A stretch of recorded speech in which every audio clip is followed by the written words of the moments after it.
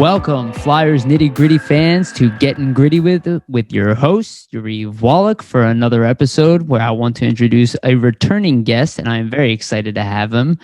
Hockey writer, or prospect writer, I apologize, and Quebec Major Junior Hockey League scout, Craig Eagles. Craig, welcome back, buddy. Well, it's great to be back, and exciting times here. Lots of hockey to discuss. And just before we get started, I don't mind saying when I'm wrong, and I was wrong about the Philadelphia Flyers. It's unfortunate the season that they had. Yeah, and I want to talk about that actually, because I mentioned this to you in the pre-show, but I want to talk about like what could be the possible issues there. And this episode is not out yet, but I just filmed with Derek Settlemeyer, who was the longtime head equipment manager for the Flyers, and we actually talked about this. But it obviously was talked in the end of the season press conference and what the problems are with the Flyers. So I do want to talk about that with you, and I think you're a good person because you focus on development, you focus on the process, and I think that's a big deal here. So give me 1 second here. Let's introduce our our sponsor. I always forget to do this in the beginning. Jim Steaks, our sponsor. Thank you to Jim Steaks for sponsoring us, Steaks on South. Make sure to check them out.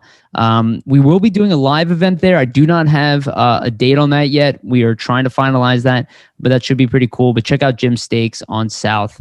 And make sure you get some cheesesteaks. All right, Craig, let's start off with the Flyers. Let's talk about the most recent news here. And I know we talked about this right before the pre-show. So the Philadelphia Flyers, let's say the Phantoms, I guess, Chuck Fletcher has announced that both Scott Gordon and Kerry Huffman will not be returning as coaches next year, which is surprising because the Phantoms actually finished in second place in their division. They probably even should have finished in first, and they were a good team. Now, they weren't good the year before, but Gordon, especially under these conditions, did a pretty good job, and this team was highly competitive all year long.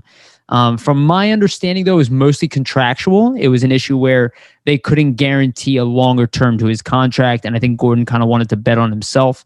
After everything he's done and the success in the NHL that he's had as well recently, I think he's probably like, well, I can bet on myself. I can get a better contract somewhere else. He's probably right, to be honest with you.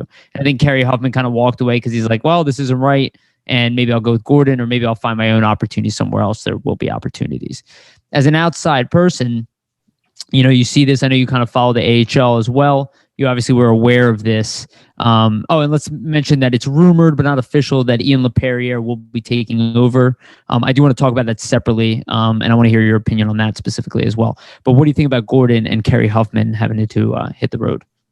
Well, I actually met Scott. I think he's a great coach. He's a great guy. Obviously, his time in the Bruins organization, coaching the Providence Bruins, he's a great coach, and he's probably banking on himself potentially for an opening in Philadelphia if things don't continue to or really turn around. Yeah. So when the news first came out, because I realized that the Phantoms did have a very successful season and turned things around and really helped the prospects down on the farm. So for me, it's a tough decision to make right now because Gordon's a good coach and he's a good development guy. He's good with youngsters. And that was really kind of propelled him into the National Hockey League development and into the Islanders organization. They played decent for him during that span of time. So he's a good coach, good man. He's going to land on his feet. Like, there's no question about that. He'll land on his feet. He'll be on the bolt, so to speak, very, very soon. Yeah, I would agree with that. And he did well for taking over for Dave Haxtell when he was let go as well. He came in a tough position. He turned a lot of things around. He got more out of some players. Remember, he even got Nolan Patrick playing a little bit better, and maybe we'll talk about him as well. One thing I loved about him, and it's kind of slipped over most people's head, but he had an interview here, and I don't know if you've heard of this concept before, but he was talking about, hey, how is it that you're like getting to these players? And he talked about the concept of starting with why. And that is a big thing that you're shaking your head, so I feel like you understand what I'm talking about. If people don't know who this guy is, his name is Simon Sinek. Highly recommend. He obviously didn't invent the idea, in my opinion, but he kind of made it famous. But if you want to check it out, there's a TED Talk that he has from about over a decade ago at this point, where he talks about starting with why, and people follow why you do things, not what you do. And he seems to me like a very good communicator. The fact that he came out with that response immediately tells me that, especially when he's dealing with younger players, probably that's where his success comes from, is really being emphasized why he's asking you to do what what you're doing, not just telling you what to do, which I feel like at the NHL level, a lot of times you're being told what to do and not so much why you're doing what you're doing. The best coaches, I think, they truly emphasize that. And I don't want to make any assumptions, but I think it usually starts off with what, and then eventually they go, and hey, let me explain to you why I'm telling you why you need this. So you're shaking your head. Well, they're coaching the person. Yeah, first. Exactly. And I think you're going to see that across the hockey world, that coaches and good coaches that get across to their players, especially young players in this era of players, are really changing up the question from, and I'm going to throw this back at you. I've done a lot of work with Sheldon Kennedy's Respect in School from the Respect Group. And he talks about changing up the question from why is the kid in the back of the room acting that way to what has happened to the kid. Absolutely. Right. So, we don't necessarily to drill down. Okay.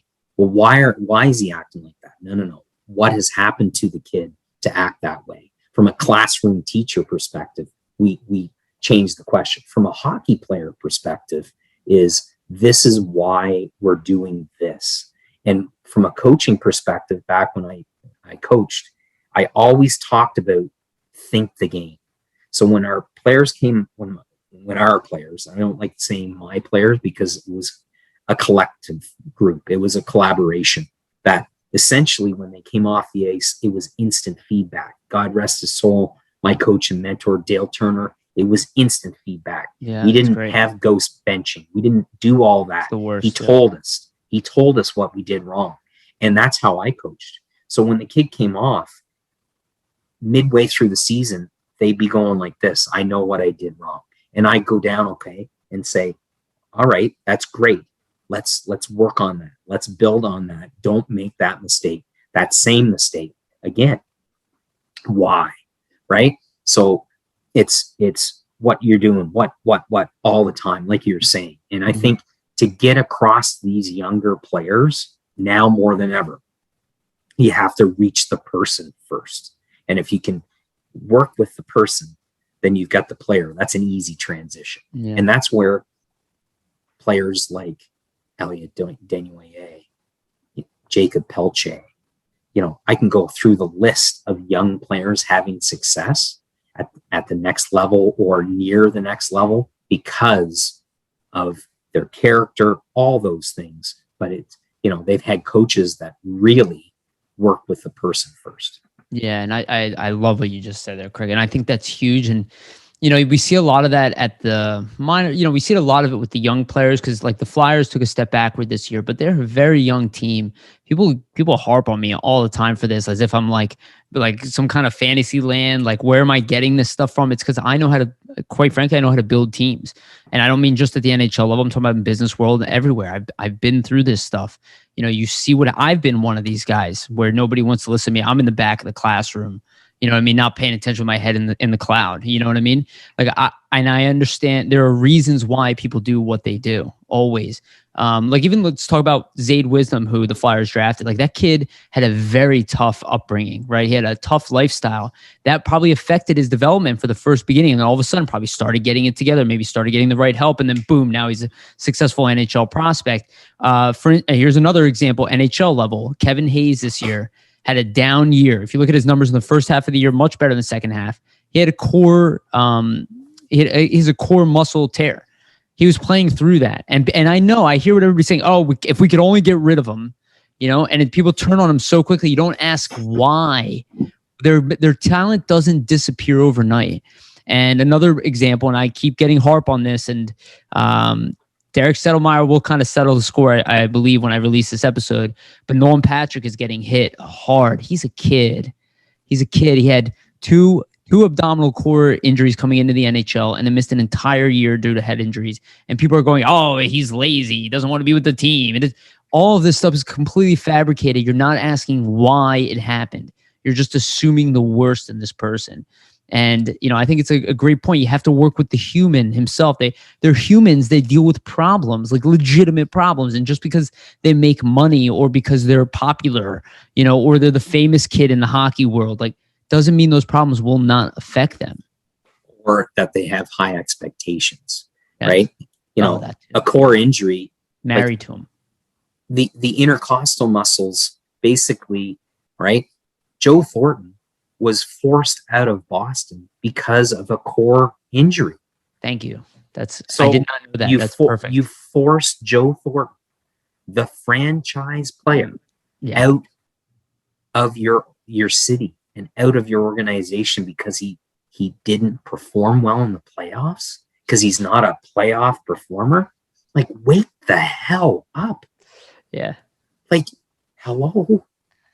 Just because this kid's not playing, impatience. Go deep.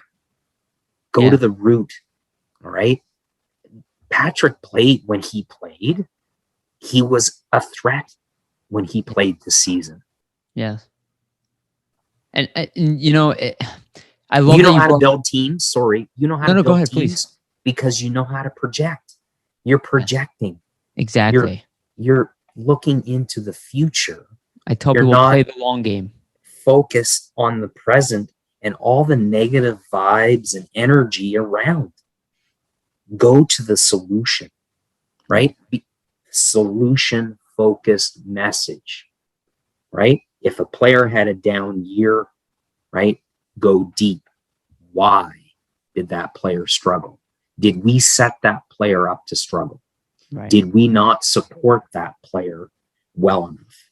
You look at Thomas Chabot in Ottawa, right? What do the Ottawa Senators need to do to make Thomas Chabot have more success? They need to put a guy on his right side, right, that can play and complement Thomas Chabot. And they're doing that, right? With the signing of Zub, they're doing that.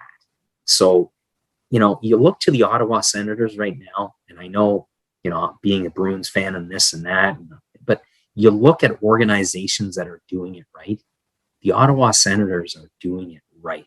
They're building from the ground up. Yes, they are. Right? And they're building with character. And Philadelphia Flyers have character. Oh, I love the end of that. And I just wanted to point out, think about what happened to Ottawa. Before that, they were at rock bottom. And I love saying that because rock bottom is a great foundation to build on. And I said that to people, and people hate when I say this stuff. But it's the reality. This is the way athletes think. This is the way coaches think. Like, even when AV at the end of this year's press conference, he didn't go, oh, we failed. I want to get a bunch of guys off this team. He said, there's a lot to be learned here in this failure. He goes, I hope everybody can learn from it, take it into the off season. You know what I mean? Make up for your deficiencies, find out what we need to do. We had Niskanen with Provorov. It was a complete game changer. We lost Niskanen. You saw it affected the entire defense. To your point. One player throws off that balance. It does. And it drastically throws off that balance. And you look at the Bruins, right? Everyone was saying they need more help on the back end. They need more help on the back end. They need a top 6 forward. They go out and address 2 needs, Riley and Hall. Yeah. And it had a trickle down effect. And when you say everyone has to learn something from this, that's when coaches, when someone says that, and when a coach says that, that's when they're looking themselves in the mirror too. And that's where you have great improvement and development. So when everyone looks in, instead of blaming, right, you point the finger the other way. And I think that's where you have success. And that's where you grow. And it's from that adversity, that's where you're going to have the most gains. And you saw that with the Ottawa Senators this year. They started rock bottom. Mm-hmm. The first 10 or 15 games, they were brutal. But then they started, right, implementing young players, giving them roles, building character, battling for them, for each other, playing as a team, protecting one another. And that just brings up, and that's how you win in professional sports. Yeah. And that's how you win across any sport, not only hockey. Yeah, I totally agree with a lot of that. And I think the Flyers had a lot of their downsides this year. And I think we're going to see them own it. I think, and this is something I wanted to talk about. And let's go on the LePerriere here. So LePerriere is rumored to be taking over the AHL job. I think he probably will get it in the end. He's been with the team for a long time. And a lot of people are very nervous because he was bad penalty kill coach, though I believe penalty kill is a combination of all the coaches. And you can look at Mike Yeo, and he went from being one of the best PKs in the league one year to the second worst in the league the following year. And the reality is that I think LePerriere is actually being picked because he is, one, very good with young players as it is, very good with communication and talking to them and understanding them, empathy. But also he's relentless for pre-work and conditioning. And, and not that Gordon is not like that, but I think at least they're trusting him in the sense he will make sure that they come in like professionals, right? And so they're ready for that mentality that you're talking about where you get beat up, you're going to get beat up in the NHL to some degree, but you need to be able to look in the mirror, right? And you need to be able to evaluate yourself and be honest with yourself and make up for your deficiencies. And the Flyers have a lot of talent and they have character. They need to prove it now, right? They got their butts kicked in a lot of ways, especially physically. Okay, well, there's a thing called the gym. You all can get stronger. You can train your butts off. Let's make sure that we do it this offseason. I mean, that's kind of what I see. Well, and you want the transition to be seamless from the American Hockey League level to the National Hockey League level. And they work together, right? They have to work together. And well, they just did, right? So now should be aligned. But for years and years, you'd have American Hockey League coaches having their own system and the emphasis on winning, of course, right?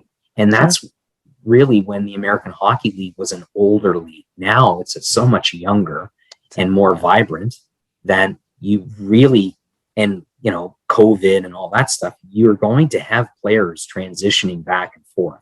So you have to have the same systems in place. If you're not going to win, and you're not going to win at both levels. So really, LePerriere going down there is going to implement the same system, the same structure, and like you said, he's going to have these players ready physically. And we're seeing that with more and more young players stepping into the National Hockey League, having success. And really, you look across the board right now at all the divisions, and the top teams in those divisions all have good farm systems and all have good development people at the helm. Yeah, it's honestly key because you can't think of it as a 23-man roster anymore. No. It's no longer that day and age. You have to have a full slow. And even I talk about it with people. They go, "Oh, what do you need to win a Stanley Cup team?" I go, 4 great lines, 3 great pairings, and 2 good goaltenders.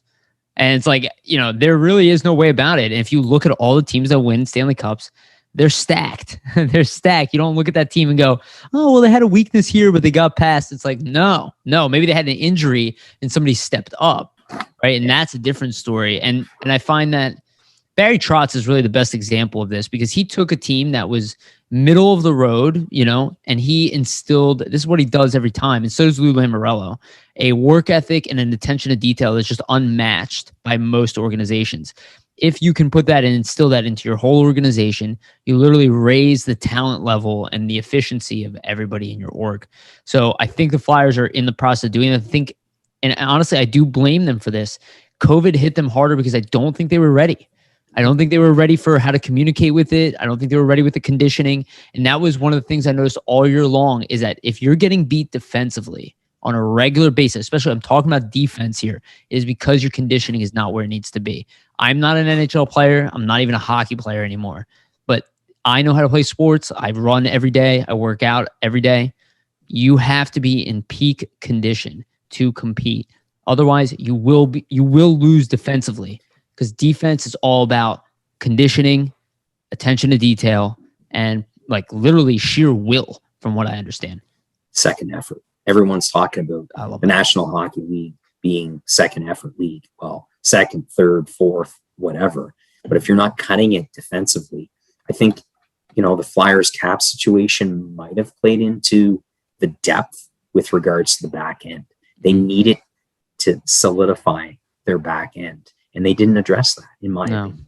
Wow. And to add a couple more, like Stephen Kampfer type, right? Kampfer came in when the Bruins really were decimated and played very effective. Like, sure, they lost some games, but Kampfer was that NHL guy, that seasoned guy that could come in, give you a good 18 minutes and not necessarily propel you to victory, but stop the hemorrhaging, so to speak. And we only had Justin Braun really that could do that. And he's not a top pairing guy. And before we had Braun and Niskanen, and we had other veterans in the lineup, Nate Thompson, we had Tyler Pitlick, we had Derek Grant. These guys are, it's funny. It's like every year people make fun of these veterans as if they're like throwaways. And then you realize without them, your team collapses. It's like there's a reason that coaches love these guys. It's not just because they're consistent. They're mentally consistent. And when things get frazzled, they don't, and I think it's a big part of that. And I love what you said there about the second chance, the second opportunities. That's where you need your conditioning, right? It's one thing to make that initial move and that initial play, but what happens when you get beat and you have to get turned around and you have to go back at 100%? If your conditioning is not where the other team's is, or your sheer will, you're going to get beat. And we saw that a lot. And we've seen teams fluctuate because of this issue, and not just conditioning, talent as well. But at least that's what I saw with the Flyers. I don't think it's a talent issue. I still don't think it's a talent issue. No. A lot of young guys who probably didn't work hard enough. And I hate saying that because I'm not an NHL player, but that's my guess, is that they maybe gave 90% in the off season because they used excuses of COVID or whatever, things were just harder. So, and everybody in the league, it's just incredibly competitive league, just incredibly competitive. And maybe there's something there. I didn't like AV's comment with regards to Hart not working hard enough. I didn't like that. That kind of rubbed me the wrong way. And it rubbed everybody the wrong way. To your point about the veterans, they bring value. Mm-hmm. And that value is invaluable, if that makes sense. Yeah. Experience, going through the process, knowing what it takes to be a good pro, knowing what it takes to come out of a 2-game, right, winless drought or a winless streak, to get out of, right, the losing. And it's a mindset, and you need those veterans to pull you up, right, and lift everyone up around you. And that's leadership, and that's depth. And you need that at every level within your organization. And that's why you see players like a Matt Molson in Hershey right now. And he's helping players. And, he's had his time in the National Hockey League. Now it's all about, he put out something that, a very emotional post about Phil Maillet getting called up to Washington. And basically saying it was Maillet was one of the reasons why he stuck around. That's cool.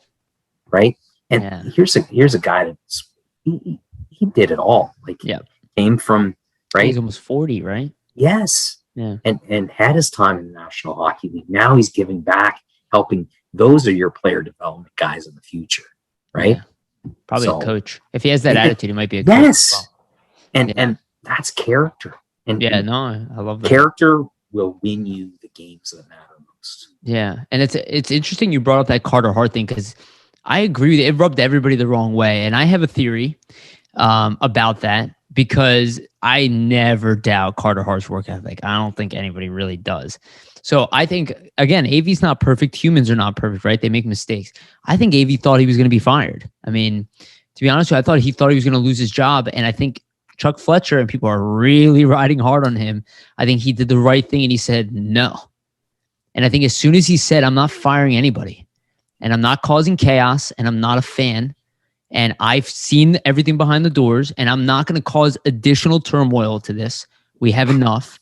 So I'm going to be the stable one, and you guys yell at me. It's fine. You know what I mean? Like, we were talking about this earlier, like, cannot be afraid, right? You can't be afraid. Fear will cause what you are afraid of in many ways. And I would even argue Fletcher's fear of losing players in expansion led to him getting fired. And maybe I'm assuming too much. But again, now I feel like he's acting with courage. Once he said that, I feel like AV kind of let go. And he stopped. He was kind of spinning a little bit to be like, oh, it's this guy. And anytime you see a coach do that, that's the end, in my opinion.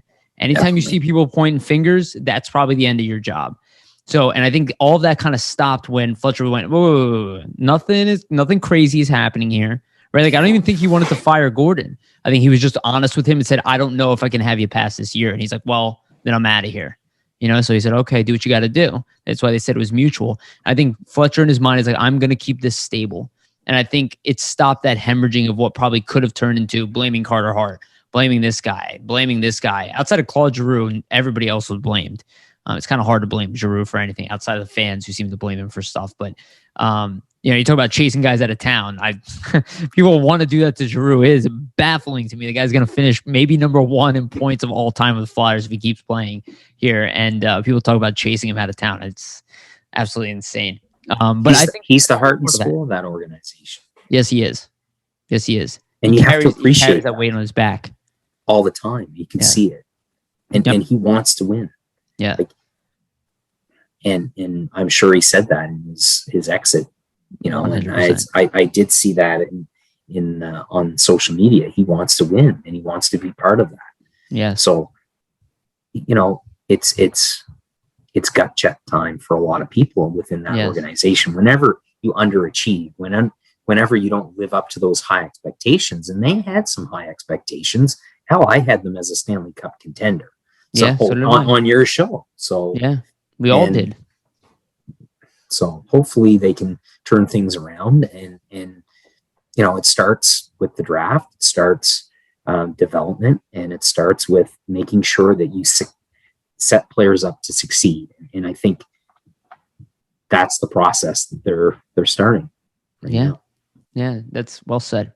All right, let's move on to your expertise here. Let's talk about the draft. It's coming up. There's I believe that it's June 2nd. I think they listed as the draft raffle, right? To see who's picking where and what. So we don't know exactly who's picking where.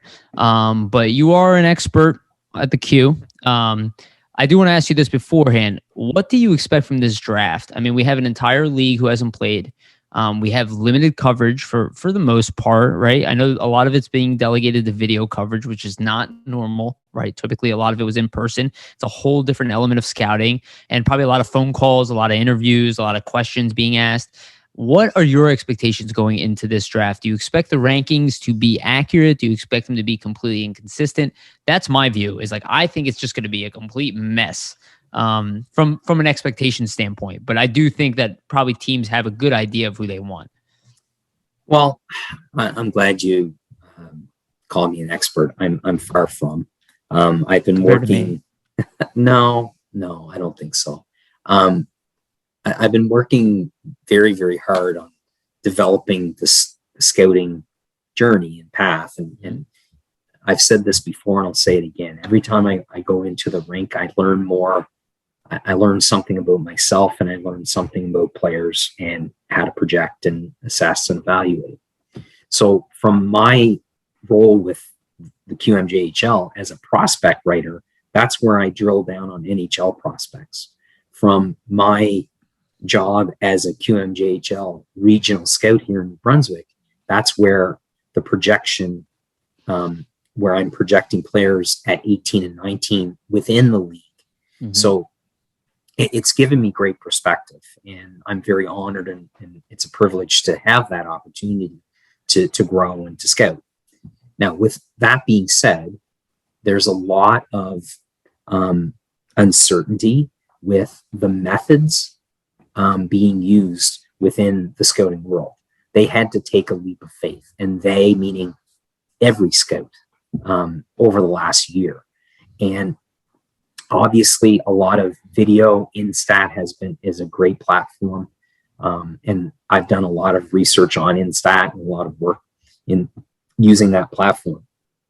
I think the biggest setback, obviously being OHL not playing, those kids are at a great disadvantage right now. Mm-hmm. And we saw that with the World Juniors, where kids were going and they hadn't played games in months. And then we saw it at the U18s, where they had played months.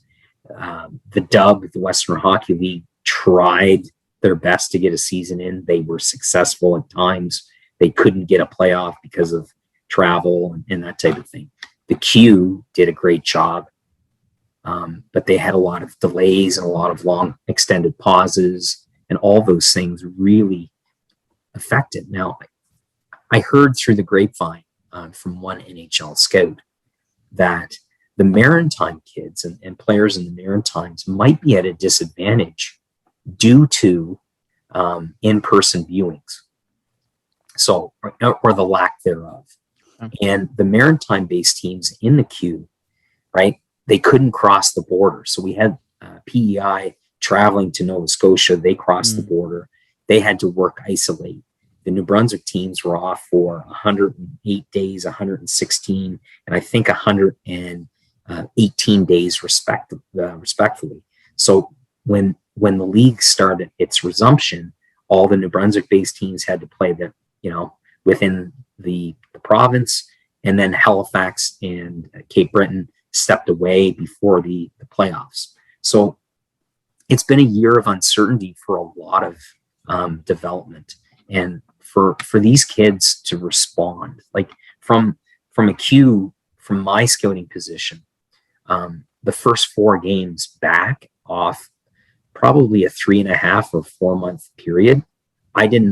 Obviously I was there. I was writing reports. I was observing, but I didn't write a formal report on a kid because I didn't think it was fair, right? Like, you had an extended off season in the middle of your season. Yeah. Right. Sure. I was observing, did they get better? Did they get stronger? Did they get faster? All those things. Those are the things you look for. My drill down moment was heading into the playoffs. About a week before the playoffs started, that's where I started writing my reports on the 15-year-olds. Now, the homework that I did from a writing perspective, for me, it's all about the eye test. I need to see these players, and I need to reach out to other sources to talk about these players if I'm going to put it down on paper. And I feel strongly about that. So it has been a very difficult year dealing with the uncertainty and with all the pauses and that type of thing for scouts. But, improvise, adapt, and overcome. And I think a lot of NHL teams have done an amazing job at that. And I'll tell you why. And I'm not going to name which organizations, but a few in particular, hired regional scouts here in the Maritimes to make sure they had eyes on players. And that's forward thinking. So they had their Quebec-based scouts, but they wanted to make sure that they had eyes on each province, and then not necessarily fully rely on the video. Well, they're also, I'm sorry to interrupt you, but they're also leveraging the past, right? Because maybe these guys saw them the year before, maybe the year before that. Right. And good teams, and I hate to say that because I have respect for all 32 teams, but good organizations already have a dossier full, sure, right, on underage talent. That's what they do. That's their pre-schedule. That's a great point. And, you learn so much from going to practice. And a lot of NHL scouts go to game day skates. They go to practice. They go in, like they might fly in, right, and travel around the Maritimes, but they want to catch practice. They want to catch 2 or 3 games in a row, especially during the playoffs. Now, they're not going to watch, and that's where they start doing their interviews, right, well before the playoffs. They don't talk to players. They don't do those interviews. Now, the interview setting, a lot of Zoom, yep, right?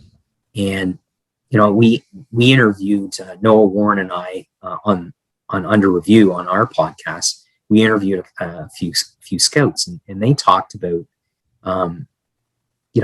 the value of the in-person interview, the tells, what am I looking for, that aren't there on Zoom, right? The eye contact, the little pauses. You don't have those things, in a Zoom call.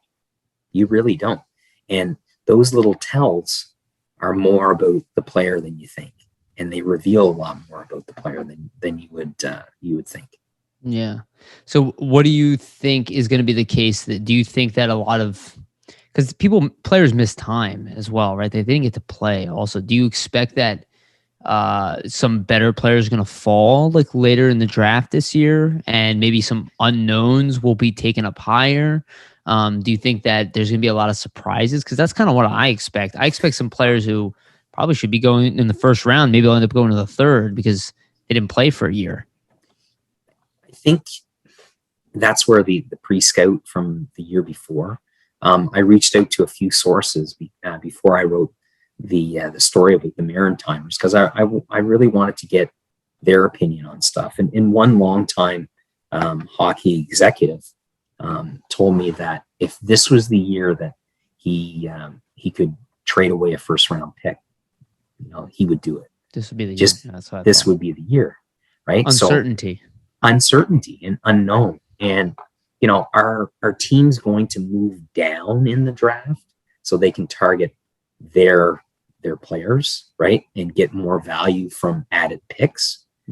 It remains to be seen. And I think that's where, Q organizations and NHL organizations are really going to, what's the true value of a first round pick in this climate, right?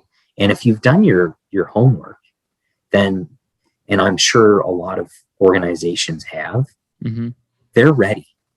Yeah. And they have their draft list, and they're not going to change, right? It's just on draft day,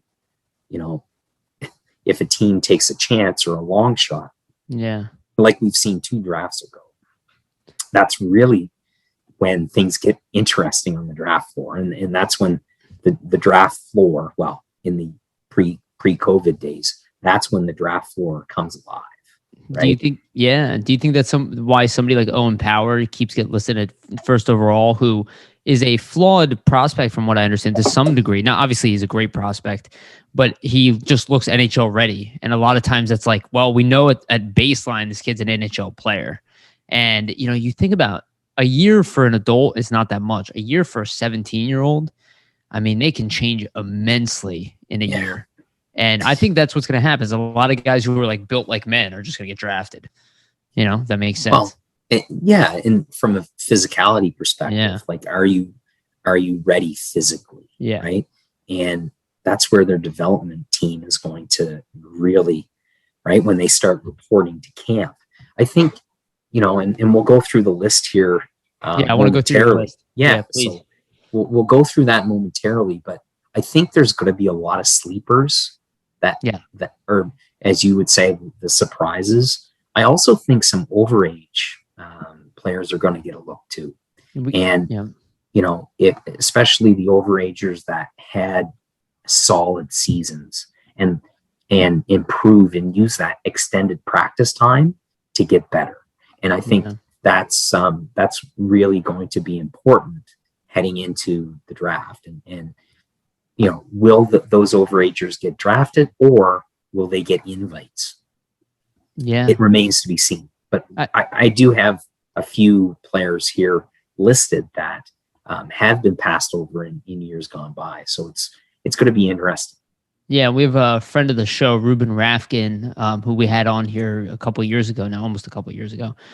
He's an overager. He's due to go back in the draft, and he had an excellent season in Liga. He's hitting 20 years old, so he's going to be an overager, but a right-handed defenseman who already playing against men. Like, I think these are the type of guys that teams will probably, maybe they won't be a first-round pick, but they're going to be like, well, we know that this kid's like somewhat developed. We know we can throw him in the AHL. We know we can play against men. We know we can get more out of him, right? It's like, And then again, there's always next year's draft too, right? And some of these kids, maybe they fall this year, maybe they miss the draft somehow, and then next year they go in and they kind of prove everybody wrong and they go in the second round or something. You know, I kind of see that happening. There's a lot of talk and a lot of buzz with potentially combining the draft, having the draft later on, and having both that. You need to draft these players, and you need to keep, the 2021 draft, and right, and not extend it. So I think the NHL kind of voted, and the governors voted to keep it status quo, right? So, right, but now we were talking about player development and preseason training and optics around that. This extended time and is very, very critical for these young players. Right now, last off season, they couldn't necessarily get on ice because of all the restrictions. Now, they were transitioning where they can get some extra time and use this extended off season as a real stepping stone. Yeah. Well said. So let's go through your list here. I don't know how you want to do it. I don't want to give your list away. I know you obviously you let me see what you were doing, which is very kind of you, and that's awesome. So obviously we have a little bit of inside track here. But I want to talk about Elliot Desnoyers, but I want you to go through your list because we're going to talk about this year's prospects. So I don't know if you want to go through everybody, but feel free, however you want to go about it. I don't know if you want to talk about just some key names and guys that you're interested and want to talk about in particular. Well, we'll kind of go through the entire list of notables. Now, I know that on the list that I provided you, I did rank them. We're not here to rank players, really. I like that. We're here to talk about players, and we're not here to rank them. And I don't think it's my job as a prospect writer to potentially rank them. So let's start just with the top tier potentially of the prospects here. All right. And you can go on the NHL Central Scouting list and see the top tier of A and B and C prospects that they've done.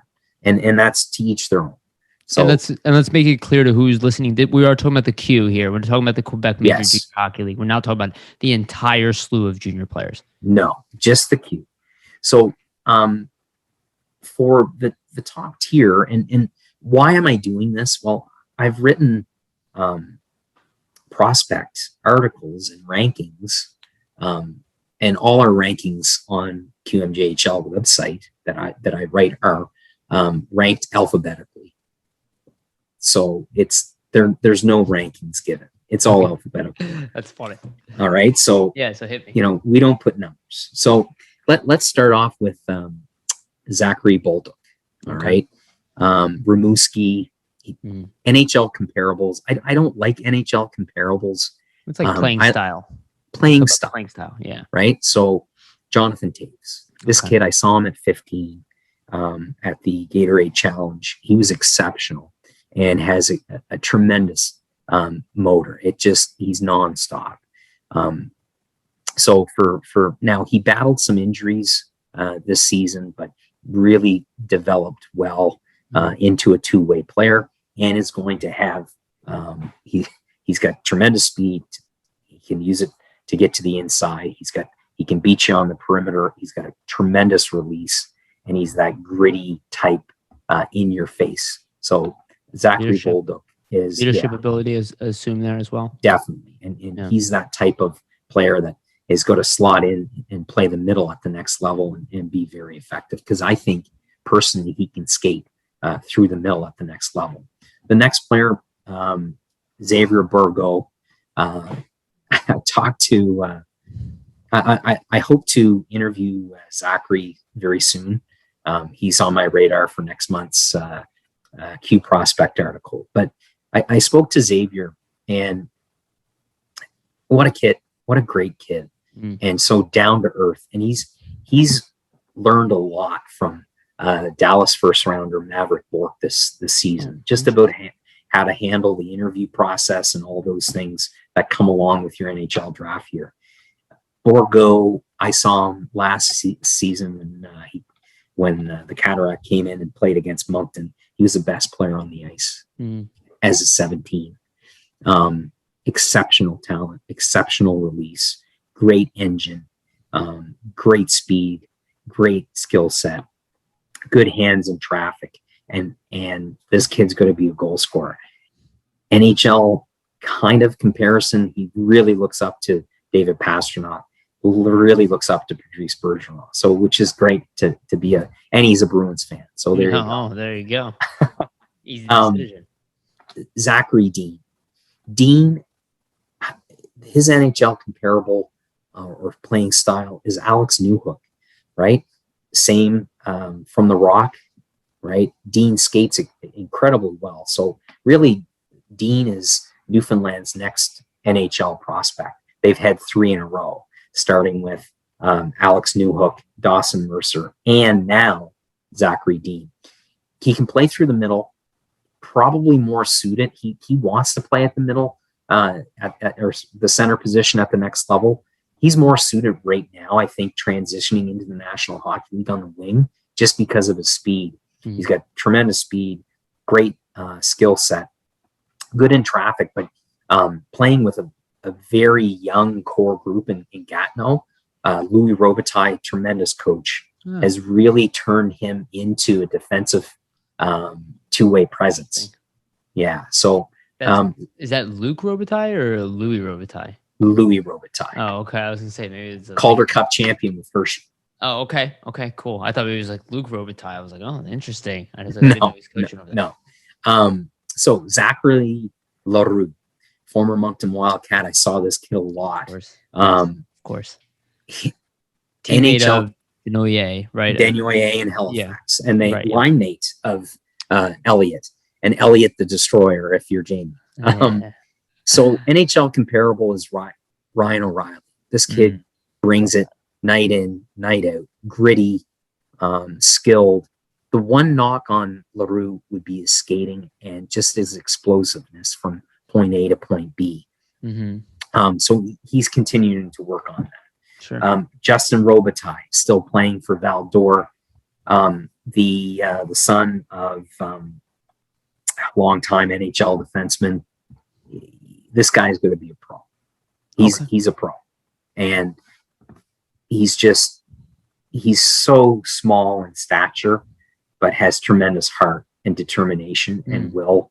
His NHL comparable would probably be Brandon Point. Great skill, great speed. He'll beat you in a lot of different ways. It's just his will to compete that really sets him apart in this draft year. A young man that I got to know personally last summer, Evan Noss, grew up in BC, moved here for work with his at the age of 3. He had his brother Ryan is playing in the BCHL this season, so he's looking for a U.S. Scholarship for an NCAA school. Evan chose the QMJHL route, played in Sioux Falls a season ago, went back in the draft. Quebec drafted him. It's been a great journey. Slow start to Evan's Q season. He responded beautifully. Two-way puck mover, transitional guy. Reminds me a lot of like a Jay Bouwmeester, if going way back, old school analysis there. Lorenzo, so very, very high on Evan Noss, and a lot of NHL teams are going to be in on him. I'm not going to say where they're going to draft him because it's not my place, but there's tons of interest on Evan. Lorenzo. I do want to say this before cutting you off. When people hear a lot of these rankings, the only reason they're ever accurate, I find, is that when Bob McKenzie or Craig Button go around to all the NHL teams and they ask who's on your list, and that's where they get those rankings from. Otherwise, I expect them all to be off because every team's got their own rankings internally. So right, and that's opinions like noses. Everyone has one, and every team's going to have different draft boards and different lists. And that's what makes this so intriguing and objective at all the same time. Yeah. So Lorenzo Kanaka, playing for Shawinigan, very, very skilled, good skater. Andre Palat, solid two-way presence as well. He's going to have to get a little quicker, in my opinion. I just said he's a terrific skater, but just in traffic, his play in traffic, his transitional play up front. So after that player, I have James Malatesta. Okay, James Malatesta, Brad Marchand, in your face, gritty, skill with the puck, good release, relentless. He hunts pucks down, right? So if I'm the Philadelphia Flyers, I'm targeting that type of player, right? Sure. That gritty presence. His upside would be his speed, but he still needs some agility and a little bit more, decision making and savvy with the puck. After that, probably Cole Huckins, New Brunswick born, Fredericton, New Brunswick kid. NHL, probably comparable for style would be Jamie Benn. They moved him to the wing. He did have some success. He played a grittier, in-your-face type style of play, but he's more suited through the middle. He's got great vision in open ice. He can really make a lot of plays coming through the middle. And there's a lot. I didn't see Joe Thornton at 16 and 17 now. Joe Thornton's a Hall of Famer. I'm not comparing Cole Huckins to Joe Thornton, but Huckins did look up to Jumbo, and just the way he distributes the puck sometimes, there's little flashes of Joe Thornton. So after that, here's a sleeper. Here's my first sleeper. Okay. All right. Olivier Nadeau. Great two-way presence. I saw him at 15. One of my scouting colleagues said, "Get a load of this kid." I'm like, I don't like his skating. He said, just watch. Right? Just watch. The kid was all over the puck. He plays like Patrice Bergeron. He's relentless. He wins puck battles. And he's all around it. He increased his point totals significantly this season, but it's his skating. And he needs to get a little quicker, more edge work. And I talked to Olivier. He'd be the first person to say that he needs to do that. And he's worked on that. But his point totals, he's well over a point a game player, or just at a point a game player for the Cataracts this season. Nice. Joshua Wong. So St. John Sea Dog, first overall pick, traded to Sherbrooke and really blew up offensively. David Krejci's style of play. He's not going to blow you away with great speed, but it's just his mindset, his hockey sense, and he always seems to be on the point, running a point streak and or on the score sheet, no matter what the outcome. He's a great compliment. Now, he's going to work on his skating and his explosiveness, and there's a lot of question marks where NHL teams are going to project him with regards to, can he play the middle at the next level, or is he better suited on the wing? Oscar Plandowski. Oscar's playing with a very heavy heart tonight in Quebec. He lost his grandmother last night. So Jill Plandowski is probably one of the best power skating instructors in the Maritimes. Daryl, her husband, Stanley Cup champion with the Tampa Bay Lightning, joined the Arizona Coyotes organization. Hockey is in that family. Oscar is a great skater, probably one of the best skaters from the defensive position across the QMJHL. He's taller than Jared Spurgeon, but he plays a very, very similar game and style. He's not going to, he's not going to light the world on fire offensively, but he's got a great release. He has good instincts to jump into the play offensively, and he's got a terrific first pass. It's just, he can skate at the next level. It's his decision-making, his processing to elevate to the next level, plus his physicality in 50-50 puck battles below the dots in his own zone. Riley Kidney, NHL comparable style of play. He's the professor. here in the QMJHL. He's Igor Larionov. I was going to say, what a name to bring out. Yeah, most people who listen to this podcast won't even know who he is. Well, this kid can flat out think the game. He's two plays ahead. He made. We were doing the game for Rogers TV, and he went indirect to, I believe, Bennett MacArthur, and MacArthur just went top shelf. It was a tremendous pass, and it was one of those plays where, as a color analyst, you're just blown away, and you try your best to describe the skill set. But that's Riley Kidney, right? That's who he is. He makes those subtle little plays. He makes everyone around him better. Now, here's the knock. Can he handle the physicality at his size? He's around 5'10", 5'11". He has the speed in bursts. So he's got to get bigger and stronger and more explosive. But boy, oh boy, he can think the game at the next level.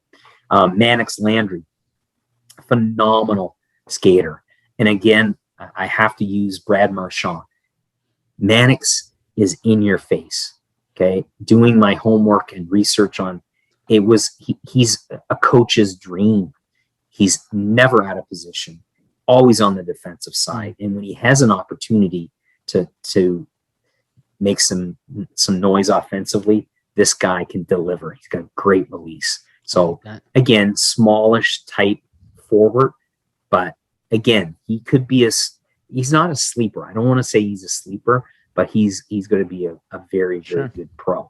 So again, if you want me to continue down the list, we'll continue. Let's go through all your player comparables. You got a few more left here, and for sure. I think you have a top 20 here. Let's go through those. Yeah. So Marshall Lazar.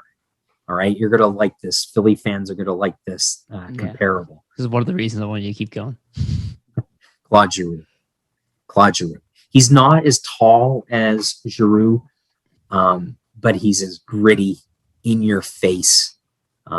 He's relentless, and in open ice, he's dynamic.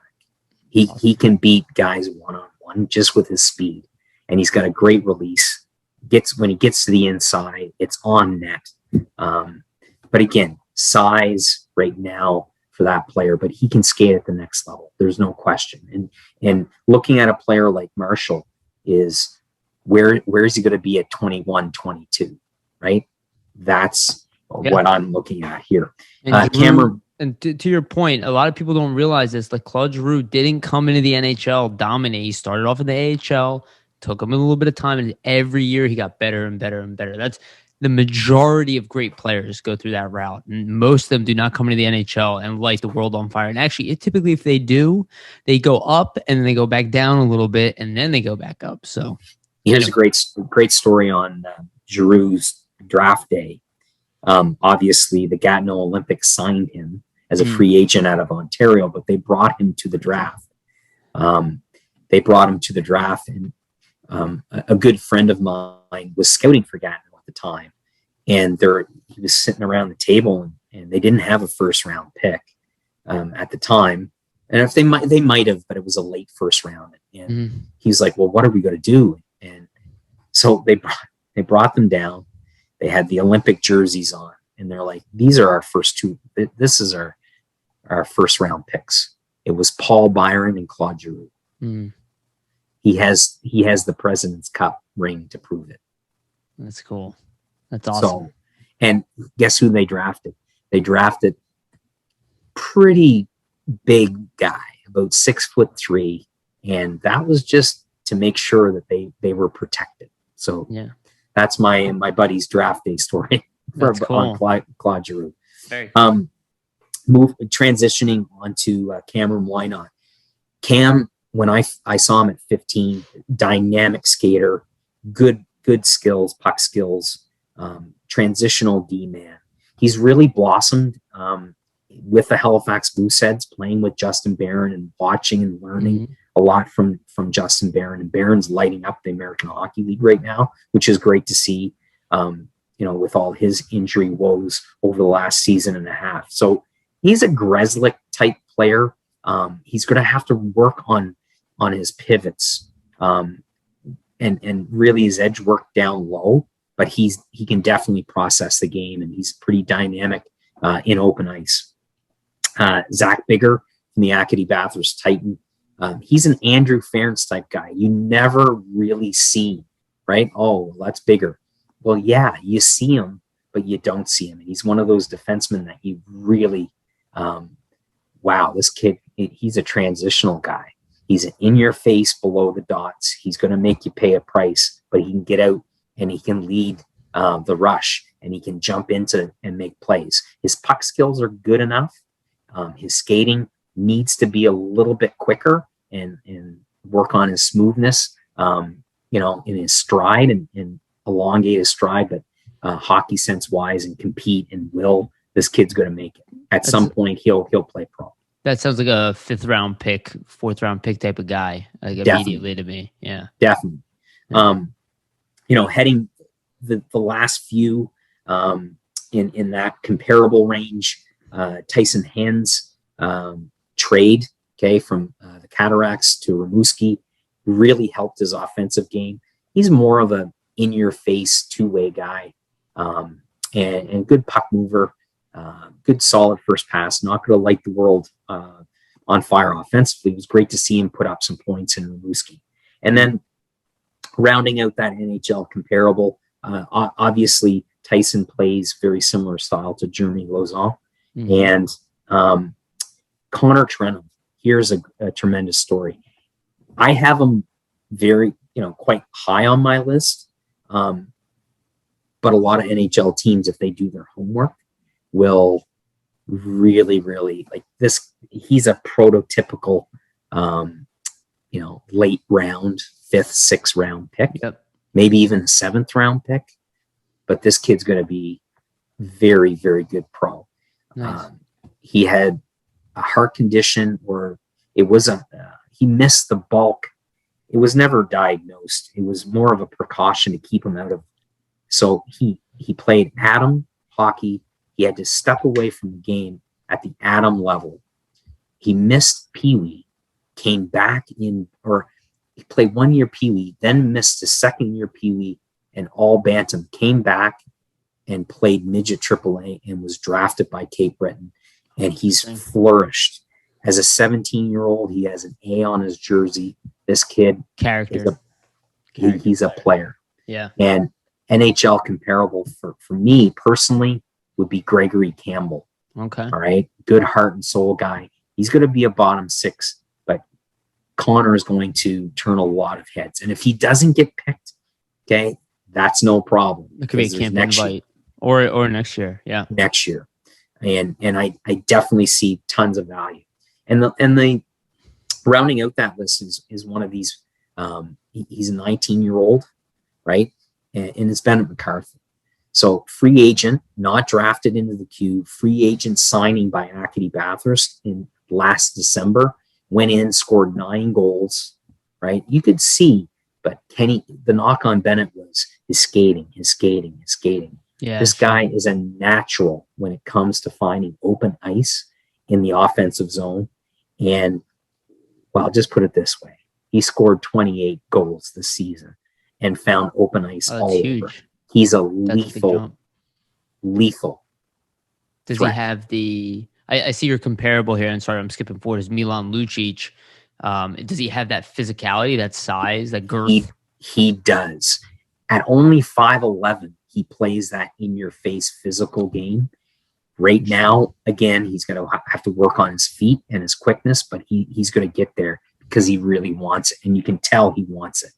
And again, going through, there's a few more sleepers that I just want to touch on. I think Jacob Melanson, yes, Bobby Orr. Okay, and you're going to say Robert Orr, yes, Bobby Orr playing for the Halifax Mooseheads. I noticed that. Had a good season with Halifax. Peter Reynolds, we shouldn't overlook Peter Reynolds. Great speed. Reynolds has to get to the inside more and showcase his talent. Jacob Melanson, drafted 1st round by the Quebec Ramparts. They moved him 2 shoulder surgeries, or not surgeries, but injuries, and really turned it around with the Acadie Bathurst Titan. And And the kind of list goes on. William Trudeau, Cameron McDonald. Another sleeper would be Frederick Brunet for Rimouski. But as the list, continues, it's just every player, and I really want to, drive this point home. Every one of these players has a story, and their story is not the final chapter of that story has yet to be written. And I think even if these players don't necessarily get drafted in the National Hockey League, it doesn't mean the end. Yeah. And I think so many players in this day and age are translating their major junior experience into college hockey, and then jumping from college or Canadian university hockey into the pros. And I think it's great to see, especially in this era. So that's my list. And I've written probably on every player. And one final player that is a big sleeper, in my opinion, is Charles Antoine Pilote. 6'3", 190-pound defenseman here from the Moncton Wildcats. Good skater. He's got good feet. Good size. Only 37 games of QMJHL experience, but he's growing and he can get there. And I think seems like a camp invite type of guy. Camp invite, but I think if I was a team with a 7th round pick or 6th round pick, I'd take a long shot on the kid. But it's not really a long shot, because you get 60 or 70 more games under his belt, he's going to succeed and he's going to have success. He's probably a good two zone D man. He'll be a shutdown guy at the pro level. But he transitions well. He's got good hockey IQ and hockey sense, but good instincts offensively. And he has good patience on the offensive blue line. Yeah, I like what you said there about the players, about it's not the end of their journey. And I say that all the time. It's like, it frustrates the heck out of me when people are going, oh, we know what I say it all the time, though. We know what this guy is. He's like 21 years old, 20. You have no idea what you're talking about. First of all, most players, especially like a defenseman, they don't come into their own until like 27 years old. And people think it happens at 21, 22. I don't even know where they get this from. Like, we talked about Matt Niskanen. If you look at Matt Niskanen's career, he got moved at 24. Most defensemen get moved by the age of 24 because teams get impatient. And then they really hit their stride like 28. Matt Niskanen had his best season at 32. And people are like, oh, they stop playing well at 32. It's like, the rules for this do not seem to be clearly defined. And one, I like to say, great players are not drafted, they're developed. Like, right. we assume that they're drafted, but they're not. No. And Mackenzie Weegar is a perfect example of that, right? Coming into his own. And you have to look at young defensemen at the National Hockey League and maybe even the American Hockey League level. You have to give them at least 100 games. I heard 300. 300 is the rule that I've heard. Well, there you go. Yeah. Right. For me, at the Q level, you can see at 16, okay, the real polished D-man, like Noah Dobson coming in, playing as a 16, you could see, but that's like 1% of players, right? 3% of them. Exactly. Yeah. You're going to see them have more time, like Myers and Lozon, like we talked about. Yeah, it takes time. The time before. It takes time. You could see them grow every year. And then Phil Myers still has acne. Right. But with Myers, you could see the talent. Yes. At 19. Yes. Where he was like, holy jumpins, this kid's so good. How could he go undrafted? And Lozon, you could see his stick positioning, his will to compete, his grit, right? Sure, there was times where he'd take the puck and he'd lose and try to do too much with the puck offensively.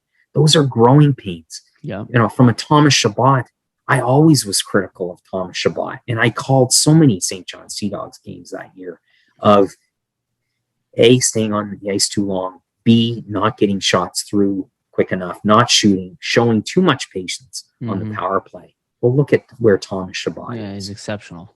And look at Matthew Joseph. And Matthew Joseph, for me, was, a prototypical, okay, this guy is talented. He's the best, one of the best skaters in the queue. But it was just, okay, what is he going to be at the National Hockey League level? We all know he's a Stanley Cup champion. but he's a middle six forward on a championship team. I think that speaks volumes to being patient, letting these kids develop and grow on their own, and supporting them in their path. I think that's well said. And the Flyers right now went through this struggle season. Everybody's trying to figure out who they can kick off the franchise. And I'm seeing all these articles. Oh, how do we replace Albe Kubel? How do we replace? We're not replacing any of these guys. I hate to break it to you. They're not going anywhere, and nor should they. And I don't care if people get upset at me. That is not the way you develop talent. That's not what you do. You don't say, hey, he had a bad season, so he's out of here. I give up on him. That is the exact opposite of what you're supposed to do developing players. You're supposed to look at the long game. I love this conversation. So we're going long here, but I do want to end on this. Let's end on the playoffs real quick because I just want to get your thoughts right now. Let's go through the divisions real quick, and I just want to hear who you think will kind of surpass, I guess, to the next round. So like Lightning, Panthers, right now the Lightning are up 2-0 in the series. Who do you take in that series? Lightning. Yeah, I think that's kind of where I stand too. Though I do think the Panthers are a more impressive team, but Lightning, they just have it all. Like kind of what I was saying, right? They have the entire lineup stacked. Like how are you going to beat them? Florida came out trying to push back on the and really play in your face game in game one. Game one was probably but game one was probably the best hockey game I've seen in a year.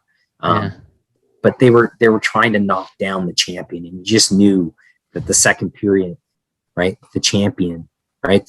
Let's say the champion boxer might have taken a couple punches, but he was going to come out swinging in the second period, and that's what they did. And they're not going to be pushed around.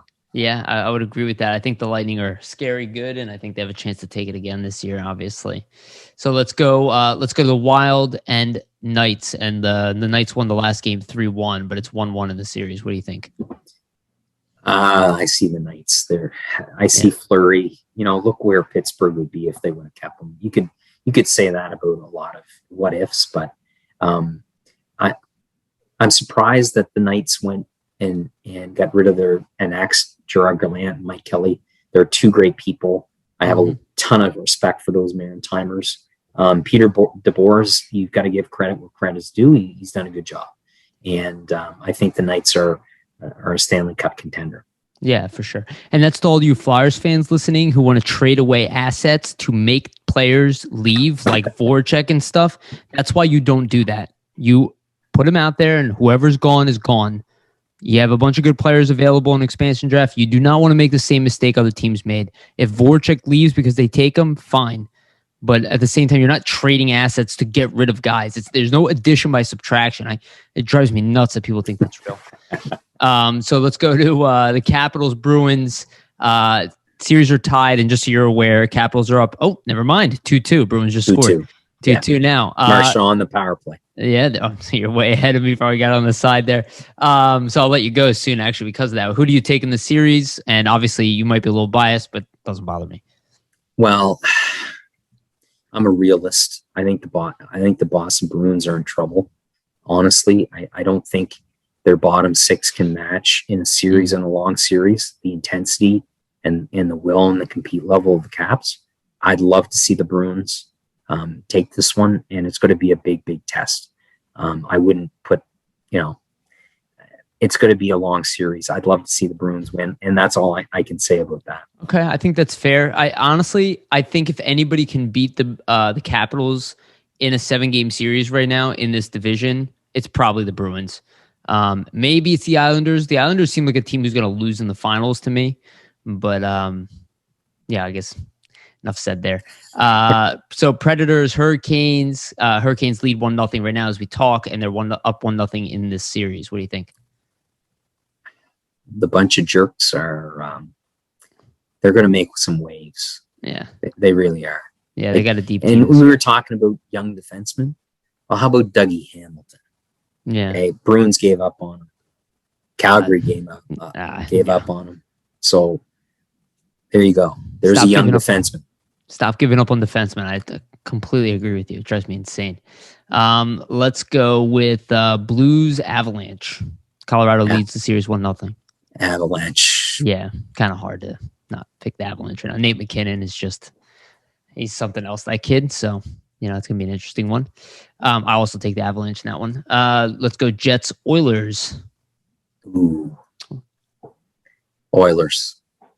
Jets they're too banged up right now. If anyone could probably beat the Oilers, everyone was talking about Oilers and Leafs and all this stuff, but I'm going to take the Oilers. I think McDavid's going to just pick up the entire team and carry. It's going to be McDavid. Yeah, I agree too. This is especially early in the playoffs. This seems like the time that McDavid. He's just on another level. This kid, so I would love to see him. I would love to see it. Honestly, he deserves to do it. So he's talented enough, and it makes sense. Let's go with the other Canadian league. Right to it. So Canadians versus Maple Leafs, Game 1. Well, I think Toronto. I think it's Toronto's year to make some noise. I really respect Dom Ducharme a lot. I've got to know him over the years, obviously, here in the Quebec, covering the Quebec Major Junior Hockey League. I think the veteran move to play, the veterans and go that direction, I think the kids are going to end up in the lineup very, very quickly. Kotkaniemi, they made a big mistake. We're talking development. They made a very big mistake keeping that young man, at 18 in the National Hockey League. Yep. He should have been in the American Hockey League. That's that GM in a nutshell, Ivan Bergevin. I think he is the epitome of rush in my opinion. And listen, give the kid some, and Claude Julien tried to bring him along and tried to make, he's got a lot of talent, that kid. He does, and he's going to be so good. But you rush him, just like Kyle Turris was rushed. You don't rush these guys. Yeah, you're not wrong, give them some, and Romanoff, he's going to be a phenomenal defenseman. And I'll tell you, the Caulfield kid, he's fantastic. Yep. They're going to get them in the lineup very soon. They'll be playing playoff games. Yeah, no doubt about it. But it's funny because all Flyers fans, I did a video, Caulfield versus York, and to tell people just stop comparing apples and oranges. That's what I say. They can both be great. You don't need one of them doesn't need to stink for the other one to be great. Like it's not related. They're both great prospects. Just enjoy the fact that they're super talented. All right, last one here. Penguins, Islanders. Series is tied 1-1. Tomorrow's the game. Who do you take in that series? This is a tough one, in my opinion. Oh boy, I think it's going 7 games. It's definitely going 7, and it's a toss-up. I don't like predictions a whole bunch. Me neither, but it's fun. It is fun because we're always wrong. That's why, always wrong. I just think right now, Sidney Crosby. I don't think you, with Malkin out of the lineup. I don't think you. And I know this might not sit well with Flyers fans, but Crosby's going to carry this team, and he's going to lift up this team. And one thing about Sidney Crosby, and I talked about this tons of times, when you look at what that man has done for the game of hockey, all right, he has propelled Nate McKinnon and Brad Marchand into superstars. And I'll tell you why. You talk about development. The NHL flocked to Cole Harbour. Pre-COVID, they flocked to Cole Harbour to train with Sidney Crosby. And it's elevated their game. Everyone wants to train with the best. And everyone wants to see there's no secrets. John Moore, right? Rink Rat on Twitter does amazing. And he's the only media that's allowed into the rink. And he's done some amazing video work and interviews showcasing the players that have trained with Crosby and the one-on-one. Okay, so if you follow Bar Down or all these, they rip John's work, right? They don't rip it. They showcase it. Take it, right? Okay. So all those battles that you see Marchand, Crosby, and McKinnon, and all the one-on-one slow motion stuff, that's John Moore, and Sid basically allows him to do that. I think it's great for the game, and I think it's fantastic that here in the Maritimes, and especially in Nova Scotia, but across the Maritimes, that we're seeing more and more players elevate up into the hockey world. And for a long time, and I've written a lot about it, we're behind. in player development. But I think now more than ever with programs like Andrews Hockey, Bourgeois, Charlie Bourgeois, former NHLer, and Derek Cormier and Pro Evolution Sports, all these people are trying to grow the game and really help young players establish themselves here in the hockey world. And I think it's great for Atlantic Canada. I really do. That's awesome, man. That's a great note to end on. I will say this, and we had a Penguins fan try to troll one of my live podcasts I do with Chris Mayer. And he like thought I would get upset. I'm like, no, I was like, you're welcome here. And I was like, Sidney Crosby is one of the best players ever born. I cannot help but admire the hell out of that player. I don't even see the complaining on the ice. I don't even care. Like, I didn't care at the time. I still don't care now. I think as far as a hockey player, he has it all. He's got the leadership ability. He's got the personality. He carries his team. You never hear anything bad about him in the media. Today, he doesn't complain about anything, and he is just one of the most competitive players in the world.